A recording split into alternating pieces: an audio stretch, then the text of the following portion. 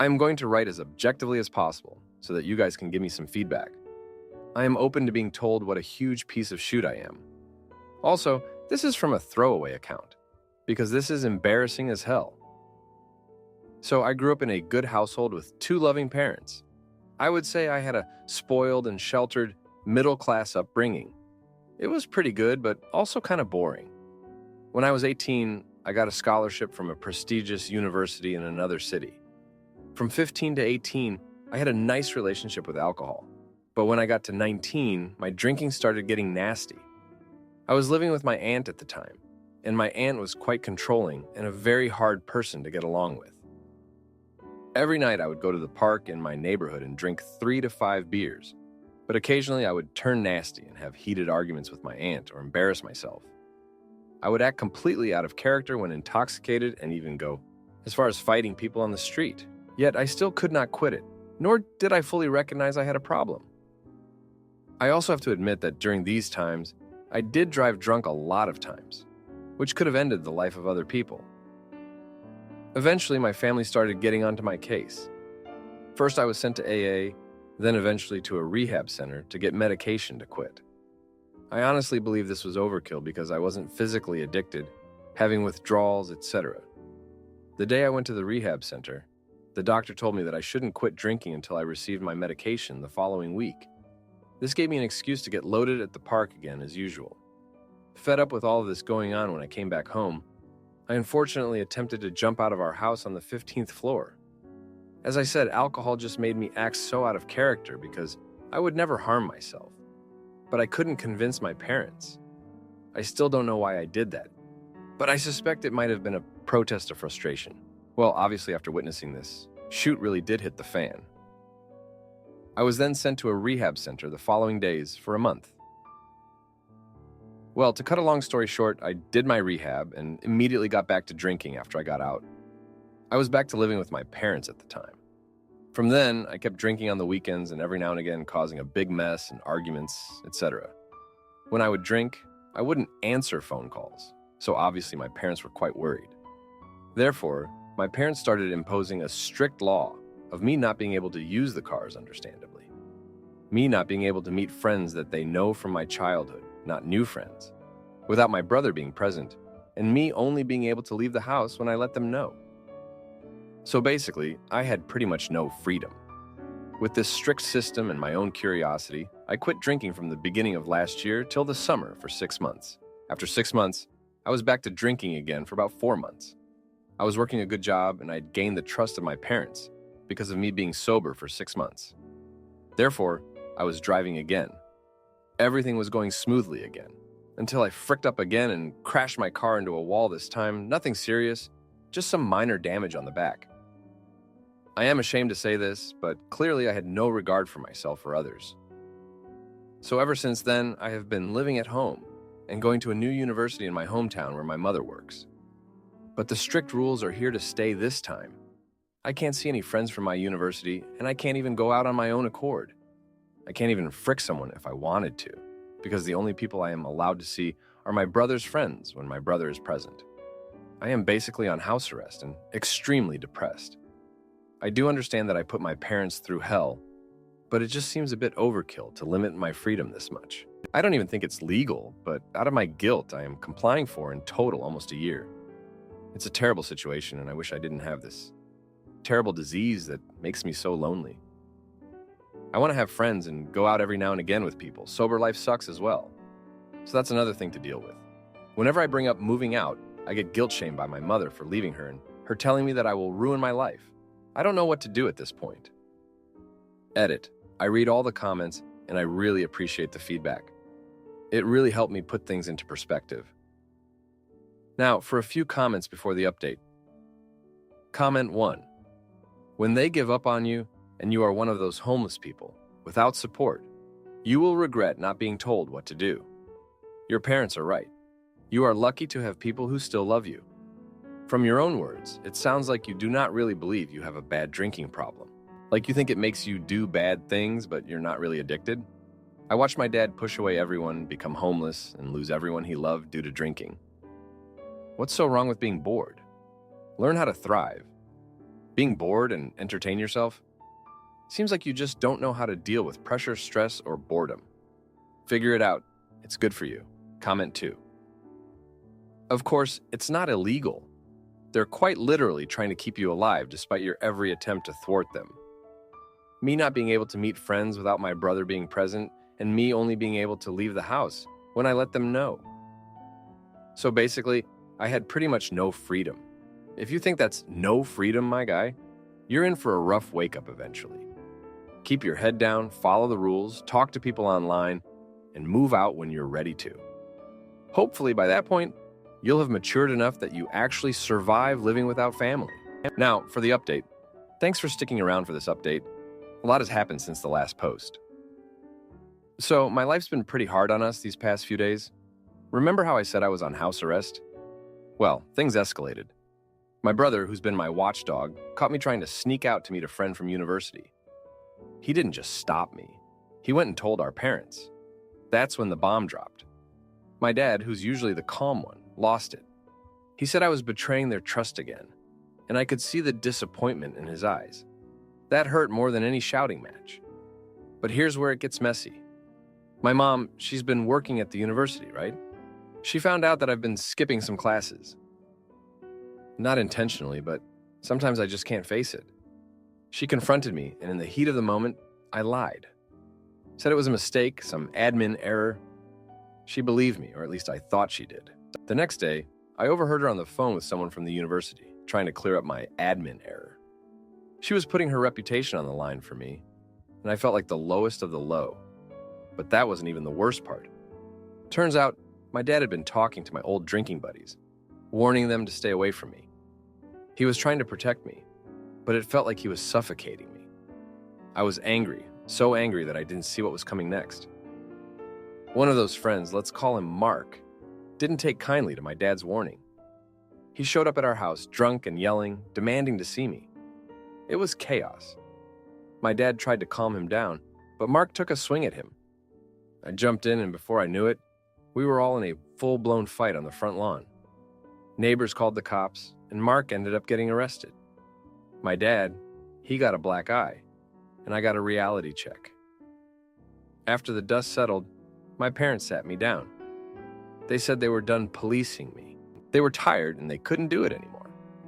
They gave me an ultimatum: get my act together, or I'd have to find somewhere else to live.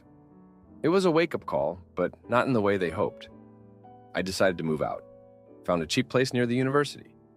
My mom cried, said I was making a mistake, that I wasn't ready. But I couldn't stay. I felt like I was suffocating, like I was the family's problem child that needed to be hidden away. So here I am in my new place, feeling a mix of freedom and fear. I've been sober since the fight, but it's a struggle every day.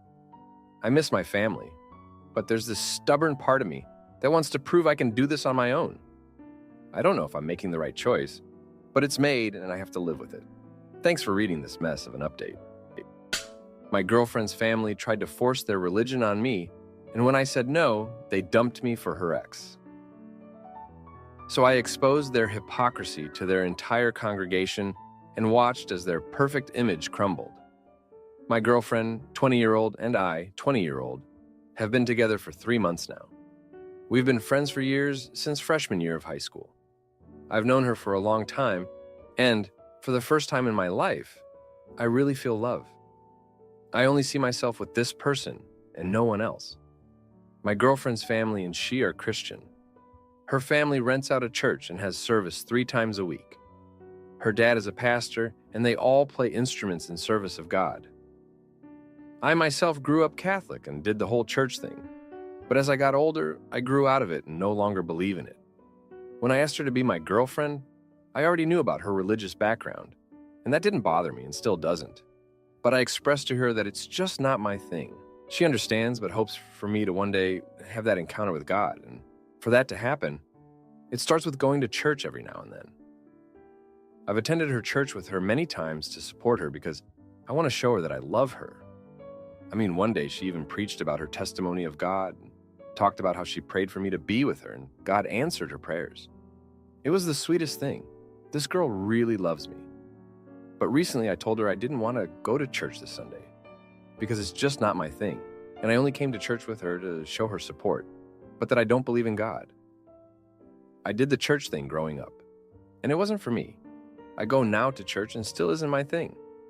This hurt her and told me that she wants me to come because it's part of her life, and when she goes and sees her sisters sitting with their husbands, she wishes I was also sitting next to her. She doesn't expect me to go every time, but she would like me to come once in a while when I can.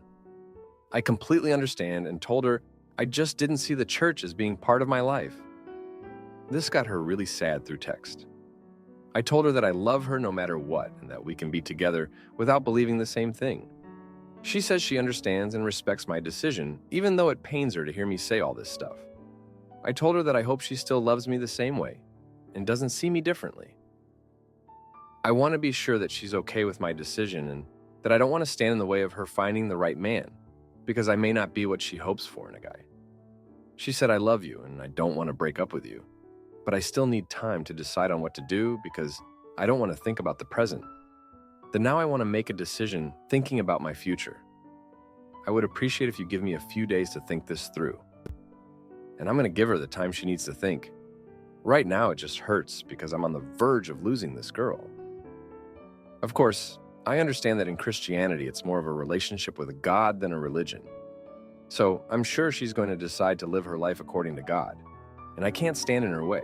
So if she decides to break up, I can't blame her. What do y'all think? I've been starting to feel guilty and like shoot, because I'm debating if I'm making the wrong decision and not giving God and religion more of a chance. I love this girl. She's like no one else.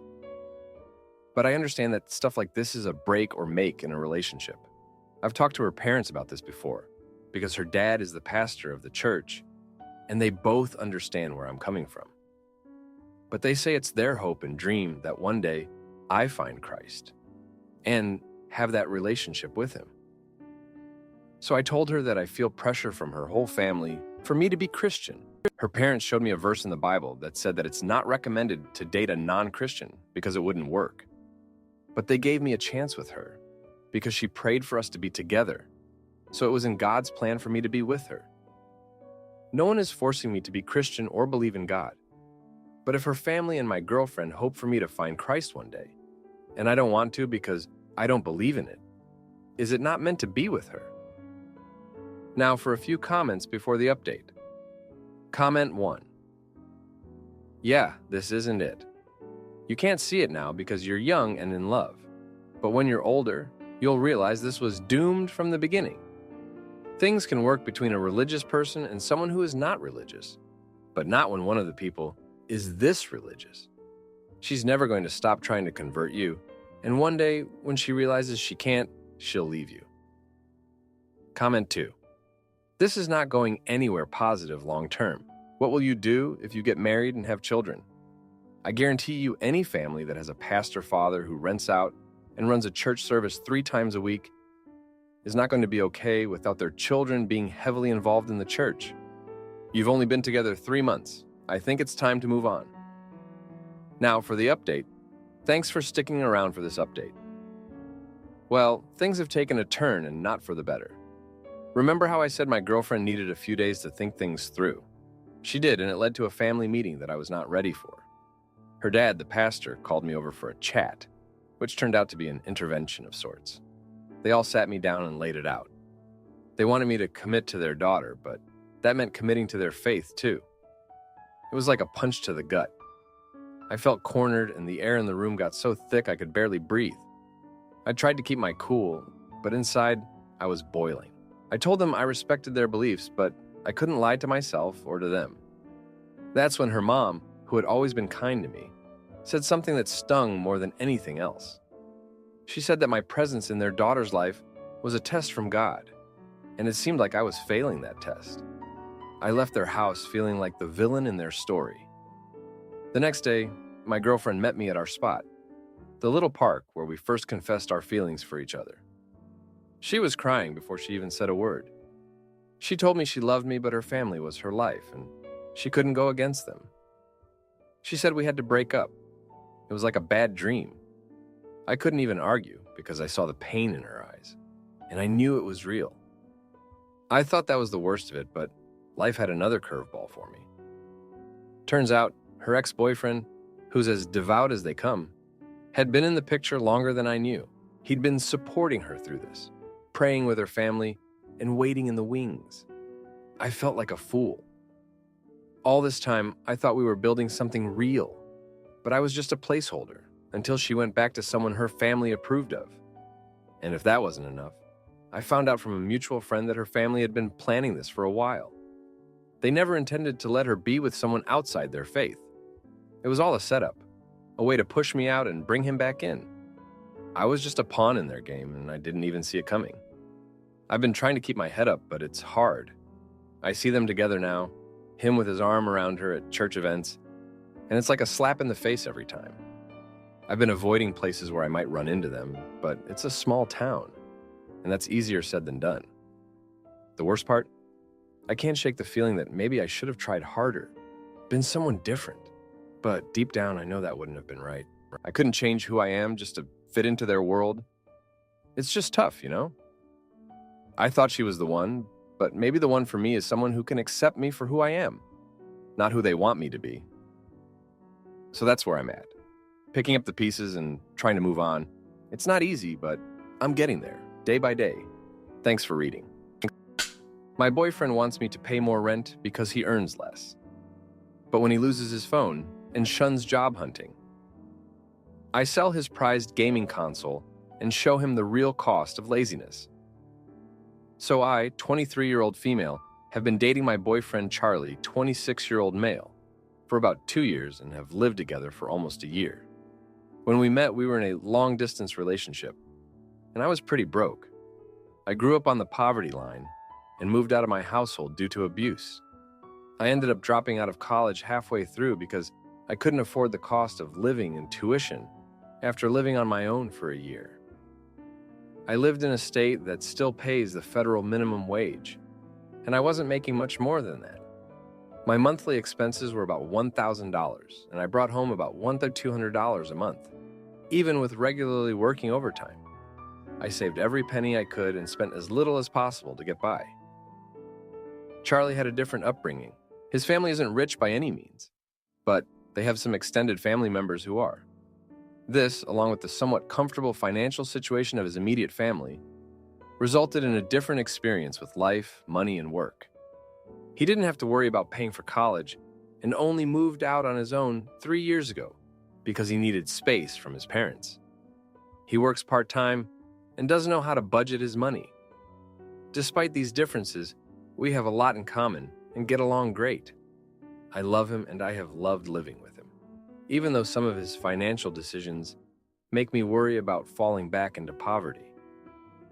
Anyway, a few days ago, while we were writing checks to our landlord, he brought up the idea that maybe we should adjust the amount of rent each of us pays. To provide some context, when we moved in together, I had very little money and no job since I had moved across several states to be here. I only had around $1,000 when we moved in. Charlie paid for our deposit, first and last month's rent, and told me he would cover our expenses from his savings until I found a job. I was able to secure a job within 6 weeks of moving and started working right away.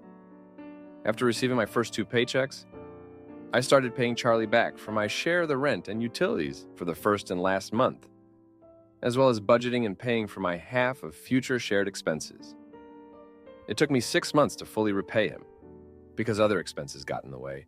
Moving involves lots of money and paperwork, and I wanted to build up some savings first. The point is, I insisted on paying my fair share.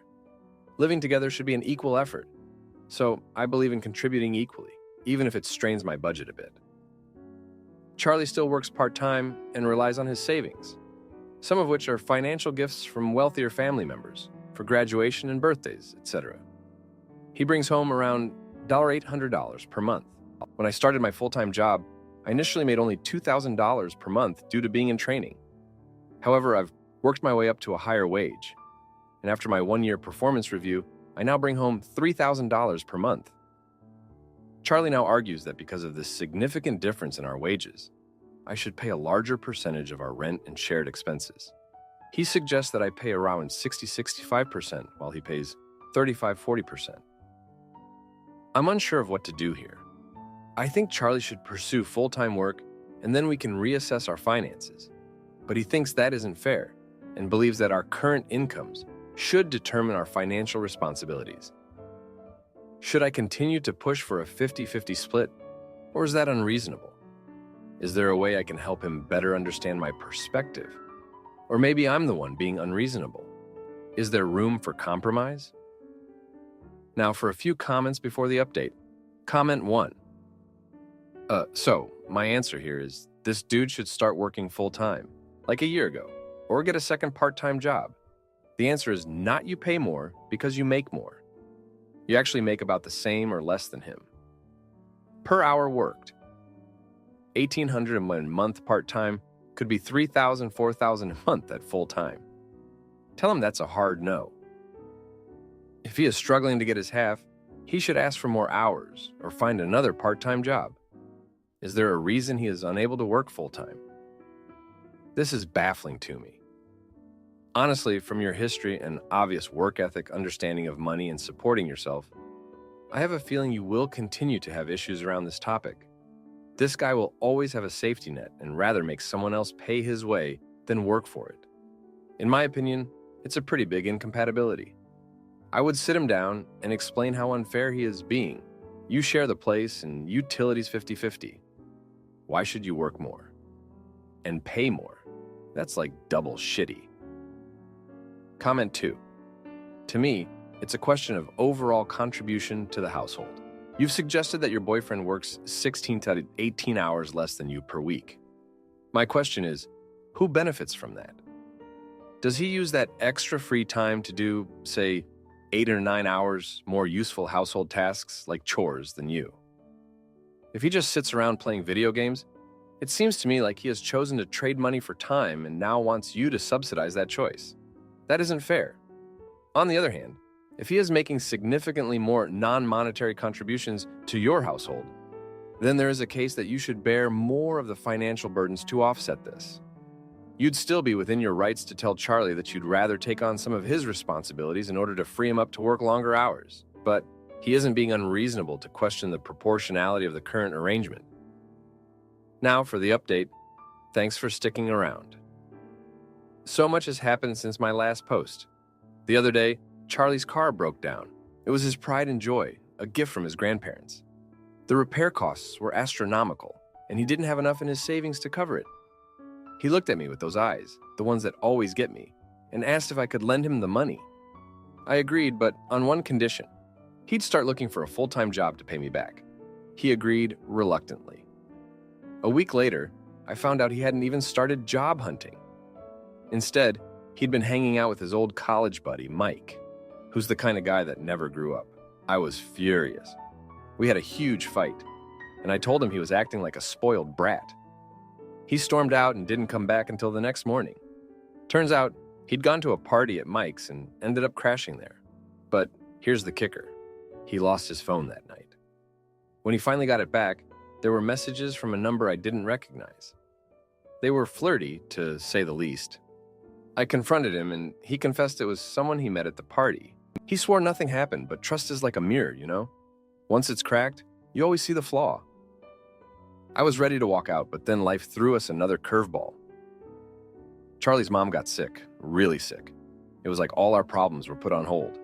We spent days at the hospital, and in those long, silent hours in the waiting room, I saw a side of Charlie I'd forgotten. He was caring, attentive, and strong for his family. It reminded me why I fell for him in the first place. His mom's illness was a wake-up call for him. He started applying for jobs, and within a couple of weeks, he landed a full-time position. It was a relief, but it didn't erase the betrayal or the financial strain we were under. Then, just when things were starting to look up, our landlord announced he was selling the building. We had to move out. The timing couldn't have been worse. We scrambled to find a new place, and the only thing we could afford was this tiny, rundown apartment in a less than ideal part of town. Moving was a nightmare. We fought about everything: money, trust, where to put the furniture. It was like we were on this sinking ship trying to bail water with our hands. But we got through it somehow. Now, here we are in this cramped apartment, with Charlie finally working full-time, and me still resentful about the money and the messages. But I've accepted it, this terrible situation. Maybe it's the exhaustion, or maybe it's the fear of being alone, but I've convinced myself that this is just another rough patch. Thanks for reading. If you like this video, you'll probably like these too. Also, while you're here, please consider subscribing. It's your support that keeps this channel alive and allows me to make better and longer videos. Have a great day.